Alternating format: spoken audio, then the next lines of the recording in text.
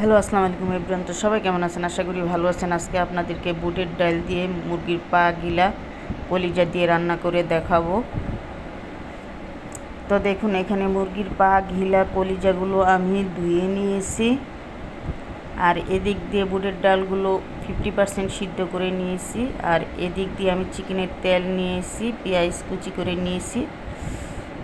তো একটা কড়াইতে চুলাটা অন করে দিলাম, দিয়ে কড়াইটা গরম হওয়ার জন্য অপেক্ষা করতেছি। তো গরম হয়ে গেছে, তেল দিয়ে দিলাম। এটা কিন্তু আমি যে চিকেন রান্না করেছিলাম ওই তেলটা দিয়ে দিয়েছি। চিকেন রান্নার তেল দিয়ে রান্না করলে টেস্টটা ভালো আসে। পেঁয়াজ দিয়ে দিলাম।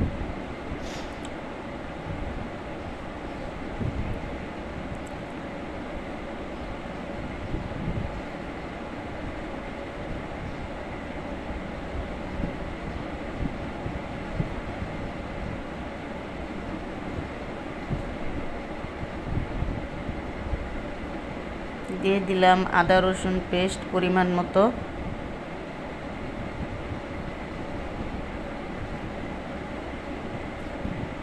দিয়ে আবার নেড়ে চেড়ে দিচ্ছি।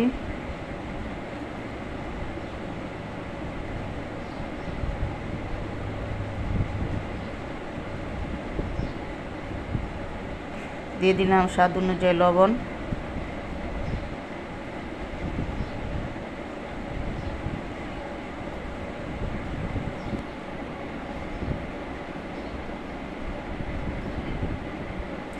দিয়ে দিলাম পরিমাণ মতো হলুদের গুঁড়া।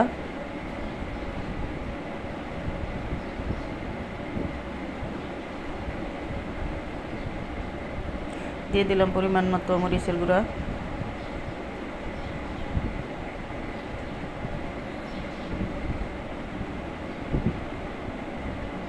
দিয়ে দিলাম জিরার গুঁড়া পরিমাণ মতো, গরম মশলার গুঁড়া পরিমাণ মতো।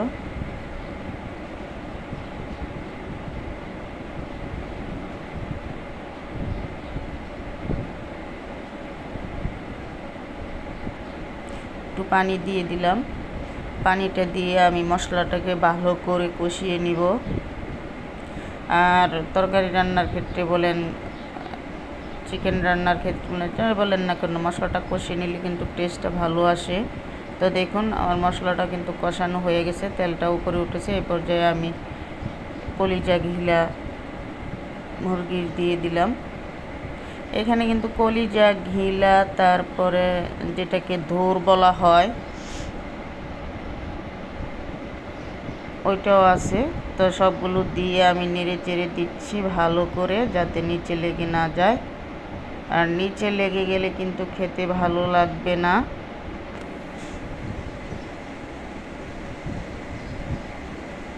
তো আমি ভালো করে কষিয়ে নেব। ঢাকনা দিয়ে ঢেকে দিলাম। ফিরে আসছি কিছুক্ষণ পর। তো দেখুন, পানিটা কিন্তু ছেড়ে দিয়েছে হালকা। তো আমি আরও কিছুক্ষণ কষিয়ে নিব ভালো করে, যতক্ষণ পর্যন্ত উপরের তেলটা বেশি না উঠবে।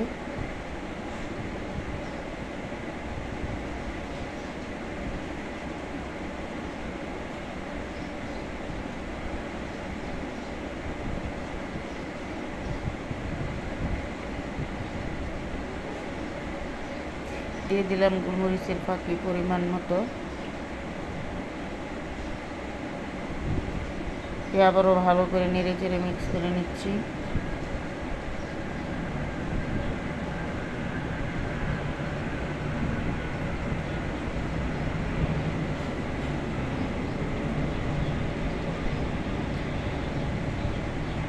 তো দেখুন, আমার তেলটা কিন্তু কিছুটা উপরে উঠে গেছে, তার মানে আমার কষানোটা হয়ে গেছে। তো দিয়ে দিলাম জিরার গুঁড়া, আর এটা কিন্তু ভাজা জিরা গুঁড়া। ভাজা জিরার গুঁড়া দিলে কিন্তু টেস্টটা আরও ভালো আসে, খেতেও ভালো লাগে। ভাজা জিরার যে গ্রানটা আছে, ওই গ্রানটা আমার কাছে খুবই ভালো লাগে।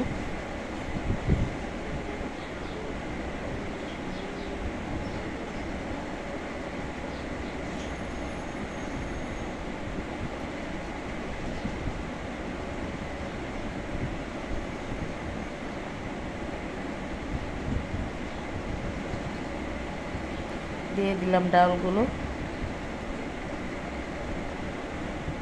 তো বুটের ডাল দিয়ে আমি এটাকে আবারও ভালো করে নেড়ে চেড়ে নিচ্ছি।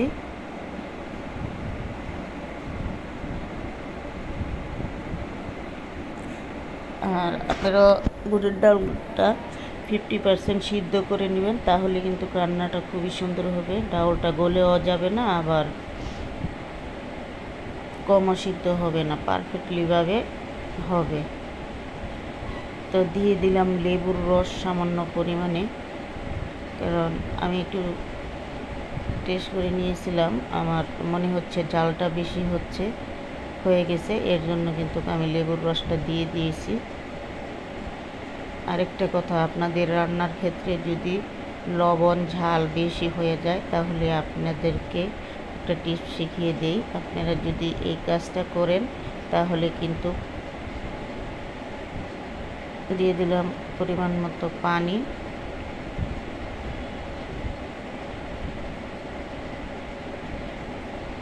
তো পানি দিয়ে আমি এটাকে ভালো করে ঝাল করে নিব।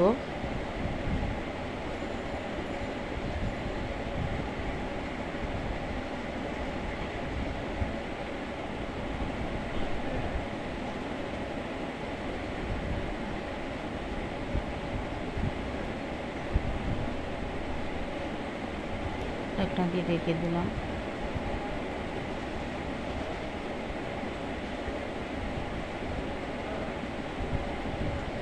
তো দেখুন আমার বুটের ডাল কিন্তু হয়ে গেছে। তো সামান্য একটু পানি আছে, কিন্তু এই পানিটা কিন্তু আমি রেখে দেব।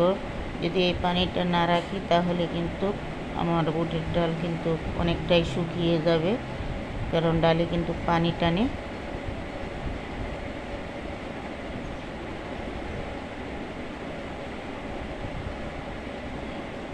তো আমি কিন্তু চুলাটা অফ করে দিয়েছি। এই দেখুন আমার বুটের ডাল এখন একটু পানি পানি দেখতেছেন, কিন্তু কিছুক্ষণ পরে কিন্তু টেনে যাবে। তো সবাই ভালো থাকবেন। আমার ভিডিও যদি ভালো লাগে, তাহলে অবশ্যই আমার চ্যানেলটি সাবস্ক্রাইব করে দিবেন, আর কমেন্ট করে জানাবেন কেমন হয়েছে আমার রেসিপিটি। আপনাদের কমেন্ট পেলে কিন্তু ভিডিও বানাতে উৎসাহ জাগে। খুদা হাফেজ, সবাই ভালো থাকবেন।